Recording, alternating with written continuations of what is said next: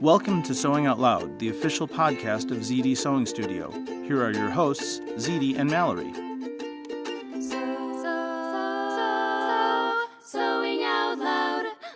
Hello and welcome to the podcast. I'm Mallory Donahue. And I'm Zede Donahue. And today is one of our first official episodes in a series we're going to call Sewcabulary. That's right.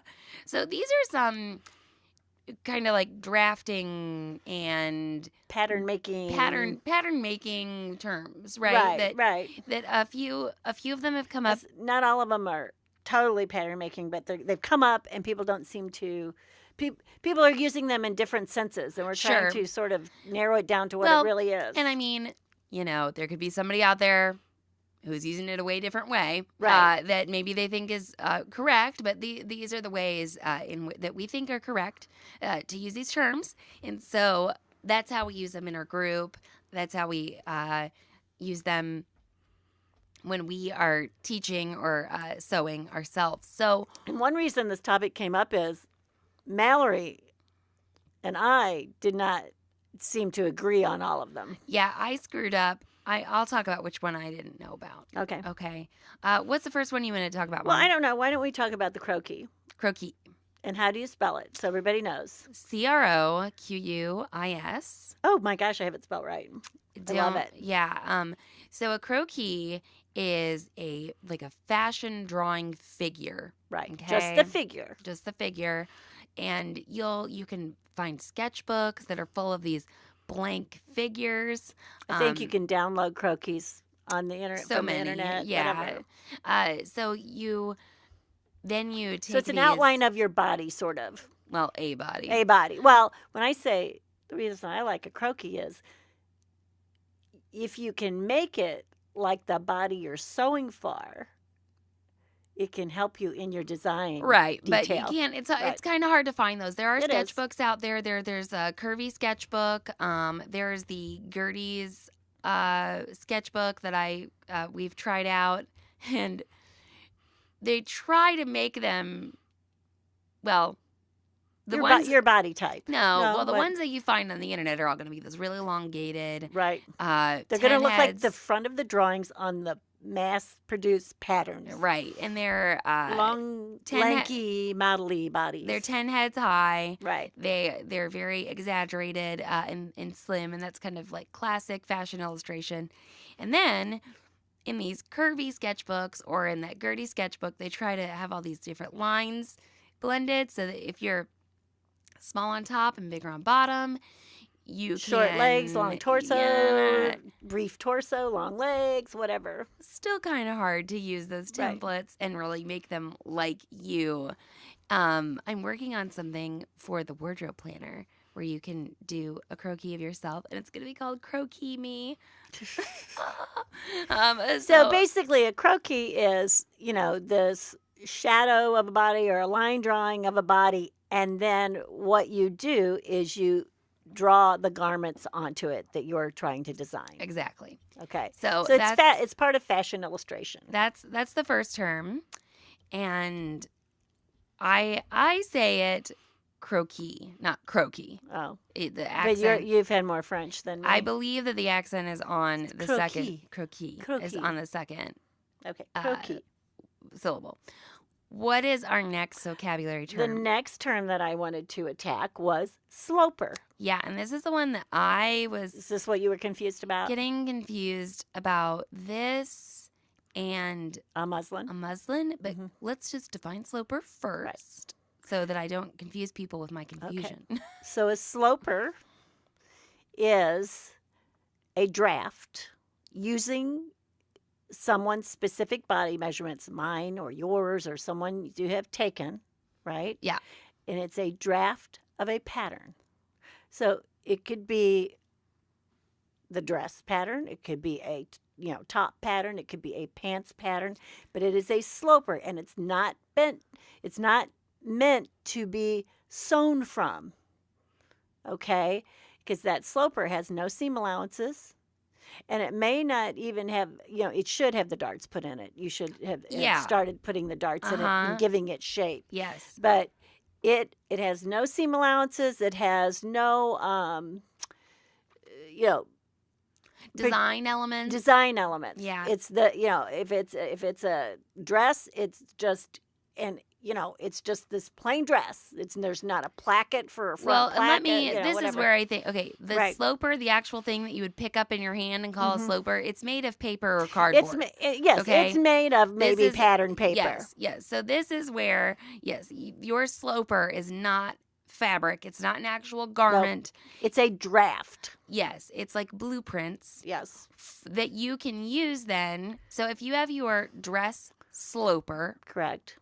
you can use that dress sloper then to draft a dress pattern for yourself. That's right. If you have a shirt, you could have a t-shirt sloper. That's right. You could have a pants sloper. Right. You have a bathing suit. You have a bra sloper. Right. Okay. So those are all these bare bones pattern pieces That's right. that you can use. And this fits your body however you wish it to fit. Right. You can have ease, not ease, whatever. It can be a sloper that's meant for knit fabrics or Right. woven fabrics, Right. okay? But then you use that in order to make some kind of pattern. Right. From that, you extrapolate a pattern that you will sew. A pattern that you will add some sort of detail to, including your seam allowances, whatever. Collars, Collars, pleats, different neckline, different seam allowances. different seam allowances, different seams. Yep. You may take out your darts and put in princess seams. All this stuff.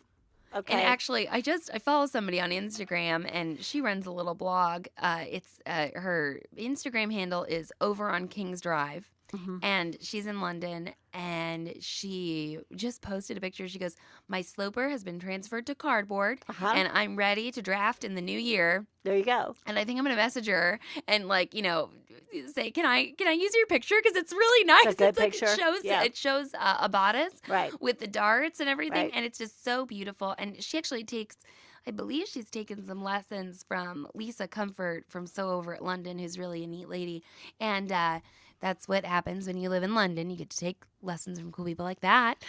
So she, anyway, is a really good picture of what a sloper is. Right. Yeah. So you would keep that sloper, and you would not the old the old rule to go by was every 2 years you need to remeasure. Sure. And see if that sloper is still fitting you the same, because things could be higher or lower or bigger or smaller, whatever. But the sloper, once you get it drafted, it's what it is. That's and right. you make the patterns from it. That's right. Okay. So then I'm going to make a very simple pattern from my sloper. I'm going to add seam allowance. Okay. Yep. I'm going to make it so that I could actually, I've got this drawing on this pattern paper, right? It becomes a pattern that I can cut out my fabric and sew from. And that's the pattern. Right. So that's the pattern. Okay. Well, let's stop here for a message break before we move on to our other Sewcabulary terms. So we've gone over croquis. Actually, I don't know if you planned it this way, Mom, but this is pretty good way to do this. So you got an idea for a garment, you drew it on your croquis, Right, that's right. and then you were like, well, I need to make sure everything fits me right, so I'm going to take all my measurements and draft a That's right. sloper. Or you pull out the sloper you've already drafted. Okay, and then you're like, okay, well, I need to add seam allowance and I And a need kick to add pleat and a this. and a pin tucks and all this stuff, right. and I made my pattern. And now it's time for a message break. All right, Mom, we're big thread sticklers, aren't we? Yes, thread snobs, I would call us. I wrote a blog post a couple years ago that said, don't put crappy thread in your sewing machine or your serger. And I felt really brave, but that I was using the word crappy online. Oh, yeah. Yeah, exactly. And we are very particular about our sergers as well. Absolutely. So it would only seem natural that we're particular about our serger thread. Absolutely. So we carry the Madeira Aerolock serger thread Right. on our website. It's a 2-ply polyester. It has a minimum amount of binding agent, yeah. which is the glue that they hold all these fibers with, and it has a long fibered thread. So you have, less glue and less fuzz going through your machine and winding up in your project. Absolutely. So it keeps your nice, expensive serger cleaner Right. longer, keeps your project intact longer. And looking very pristine, might I add. Absolutely. And it comes in 48 colors. Right. So take your pick. And normally it is $5.99 for a 2,300 meter spool. And if you go to sewhere.com/serger thread, you'll see all 48 colors of Madeira Aerolock serger thread. And you can use the code SERGE, SERGE, at checkout for 20% off your purchase of Madeira Aerolock serger thread. So long and so happy. Sewing out loud. Okay, we're back from our message break. And we have drafted our pattern. That's right. Okay? So in the line of this process, right? And what happens next is we want to sew this into something. Yes, we do. And we're not sure exactly how this is going to fit, I guess. And we want to make sure it fits real nice because we Right. bought $60 a yard fabric. Okay. Okay, to make ourselves a dress. Right. A woven dress. Okay. We bought the $60 yard fabric, but we just want to really make sure that our measurements and our sloper have yielded a good pattern. So we're going to cut it out of some test fabric, aka, and make A muslin. Yes. Or you will sometimes hear it called a mock-up. A mock-up, yes. Okay. And are we going to cut it out of muslin? Well, we did in the Victorian era. Okay? We did. We cut it out of muslin because that was an inexpensive fabric. And almost everything that was sewn then by the dressmakers was a woven fabric. Right. And the other thing is it was really easy to write on too. Yeah. So you could actually have somebody wearing their muslin and you could write on it. Uh-huh. So muslin, that's what the mock-up commonly got called, was a muslin. I've also seen a word called a moulage. Well, I think that's a little different. Is it? But I have seen people use it. Well, I'll say what I think that, Okay, means. sure. But the muslin, and this might be its own episode. We sort of have to hammer into people's heads a few times before they get it. Your muslin is a test. It's a mock-up. I almost like the word mock-up Right. a little better because if you're going to mock up a T-shirt that's made out of stretchy Right. fabric, you have to use stretchy fabric. Well, and that's what I was just going to say. Right. Let's talk about It's that. called a muslin Right. because of the Victorian era, and that's when, you had dressmakers and they made it out of muslin. Only the really rich people got to have muslins, Right. Right. So they mocked up the dress in muslin. Right. So the mock-up was called a muslin. And nowadays, not all of our fabrics are woven. Not all of our fabrics are the same. They're not the same weight. They're all, everything is so different about them. That's right. So if I'm going to mock up a T-shirt, it might not be out of the fabric muslin. It will probably be out of a fabric that is more similar to what I'm going to make my T-shirt out of. And it really needs to be. It needs to be because I'm going to have things like negative ease. I'm not going to have darts. And you can't mock up right. You can't mock up an evening gown that's supposed to be made out of a very flowy silk with muslin or with a cotton fabric and expect to know exactly how it's going to fall. How that's going to fall or Right. look. I mean, you could try for fit, but just know that you kind of want to find a fabric that's maybe less expensive or that you can get a lot more of that's of similar hand, okay, similar feel, and weight, all right. that, okay, drape, Stretch. etc., stretch or not stretch or whatever, and do that. But if you make yourself a T-shirt that's supposed to be stretchy out of quilter's cotton and you try to put it on, you have no idea how that's actually Well, going to fit first of you. all, your arms will never That's get right. into the armholes You're- ever. Okay, think No. about the kind of information you want from Right. this mock-up, Right. okay? And act accordingly. Okay, a moulage, when I look it up in the dictionary, Oh, actually, really? Okay. the traditional use for it, I guess, in English is like fake wounds. It's a mold. And so when someone applies fake scars or Stacy does this. You're talking about makeup. Yeah, she goes out in a field and pretends she's been in a bus accident. Right. Mm-hmm. That when they show that her ribs popping, her collarbone's popping out, that's a moulage. Oh, okay, sure. So it's a mold, and so I think that this term is used a bit more in like the draping process where you're trying to get these very artistic folds of fabric and laying of fabric, and you'll see that done on a dress form a lot. Where you're trying to get these pin tucks and these pretty things, and so that's where I think the moulage has creeped in as a word in sewing. And I think I've seen people use it as interchangeable with muslin. Yeah, I don't know that I would do that. I think there is a difference. Maybe I think the moulage is definitely something that you're working with to see if it will work. Right.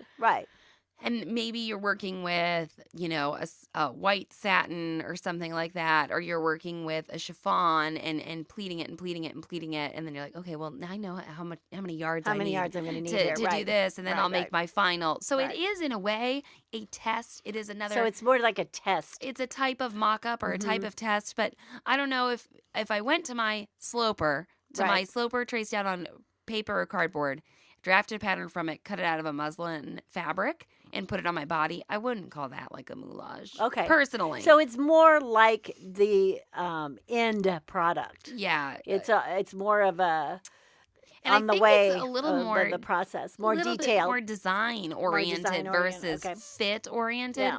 But I don't know. I wouldn't be like that's wrong. So we're using muslin and mock-up interchangeably. Yes. Okay. That's going to be made out of a like fabric of what you're going to sew. Yes. Okay.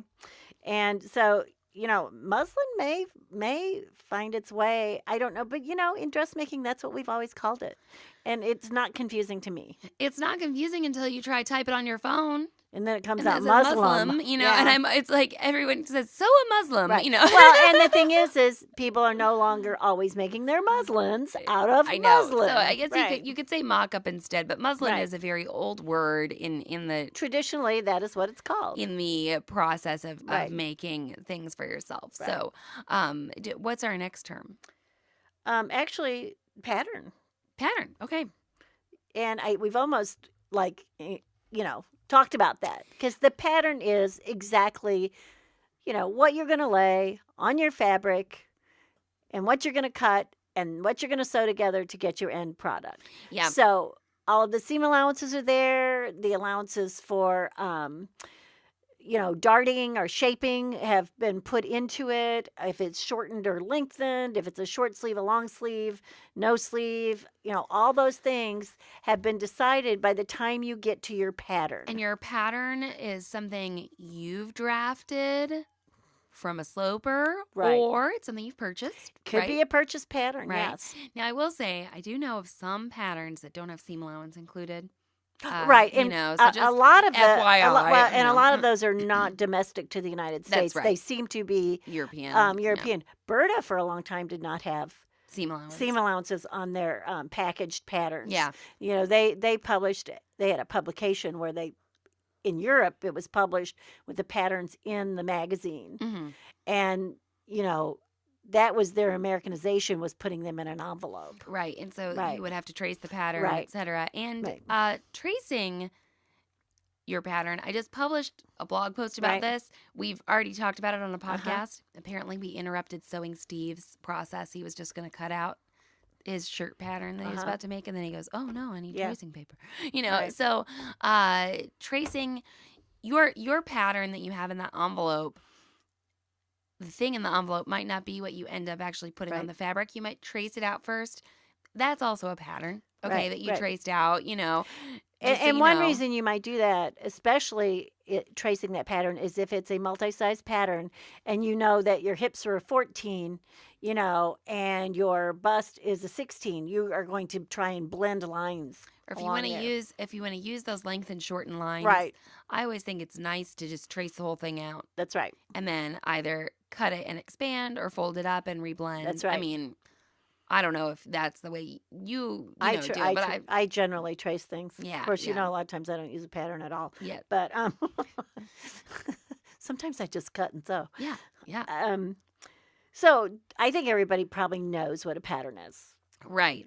Is there anything else but on your list? list? But your sloper is not a pattern. That's right. Your sloper's not That's a pattern. Right. The other thing I have on the list, because it has to do with this process, is baste. Okay. And it's not like basting a turkey. When you baste, it is a long stitch. And there is basting on your sewing machine, and there's basting by hand. And what you need to know is basting is used to hold something temporarily. Right, temporary stitching. And the basting stitch it's expected that it is going to be taken out. Right. And it won't show where it had been. That's right. So okay. A lot of times when you're sewing your muslin together, you are using basting stitches or a longer stitch because oftentimes that muslin's going to have to be altered. Right. And you want to be able to take it out. And here's a hint, everybody. When you're sewing up your muslin or your mock-up, use one color of thread in the top and a different color on the bottom. Because how you remove stitches, whether they're basted in or you think they're supposed to be permanent, is you pull the bobbin thread. Right. When you pull the top thread, that is the lock thread. So if you pull the top thread, it just locks it harder. So that's my one tip. I just, always use a different color if I know I'm going to baste. Perfect. Now, if I baste by hand, you're not doing I'm using one thread. And, I can generally also take bigger stitches. Right. I can take big, huge stitches if I want to. Right. And sometimes you'll use a basting by hand to hold something down until you get to it. Nowadays, we do have a lot of other products that'll do that. Yeah. Two-sided sticky tapes that wash away, spray adhesives, things like that, where we can kind of get by and not hand baste so much. Right. And then, Mallory, what does a Tailor tack do, and what is it? I didn't know this was going to be in this episode. A Tailor tack is a way of Is it like a thumbtack, Mallory? No, it's not. But I am just thinking about how a lot of these products have come out in order to reduce the use of Tailor tacking and basting. Right. All these adhesives, all these marking pens. Right. So Tailor tacking is actually making marks on your pattern using needle and thread. Right. Okay, so you can actually sew, when you're trying to mark a dart or something like that, you can actually make these big, loose, loopy stitches through your pattern paper and your fabric. You lift the pattern paper up gently. You clip the threads, and you have these threads there, and they won't wash away. They won't go away with time, like your, air-soluble markers or something like that. You've placed a Tailor tack. And now there is a foot for your sewing machine called the Tailor tack or the fringe foot. And what it has is you do a zigzag with this foot, and it has this big blade in the middle. You basically do a standing satin stitch. Yes, it has this big blade up in the middle. Forward and backward, right. Okay, it has this blade in the middle of the foot where you do a zigzag.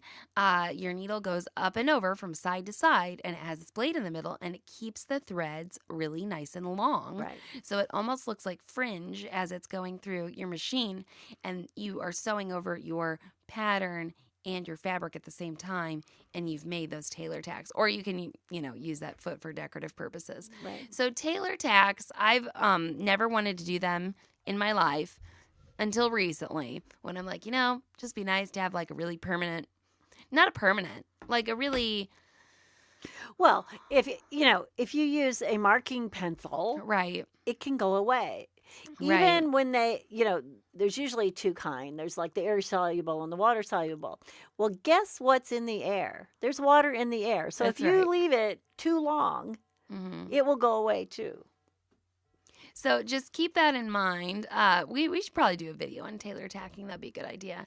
I don't use it a lot, but there are some times when I'm sewing and I'm like, oh, it would just be better to have thread here to mark I just think it's good for everybody to know the term, too. Yeah, absolutely. And so they won't, be looking around for a thumbtack and a hammer and think they're, But a Tailor tack is, you have tacked these couple of layers of things together with threads. Well, if you have a funny sewing term that you would like to find, or if you take issue with one of our definitions of these terms, let us know. You can find us on Instagram at Zede Sewing Studio. I'm on there as the Self-Sewn Wardrobe, and we have a fun group online now called the Self-Sewn Wardrobe with Mallory Donahue, and it's a good time. And Zede and I will talk to you there. So, Zede, you want to wrap it up for us? So long and so happy. Thanks for listening to Sewing Out Loud. For even more expert sewing advice, visit sewhere.com.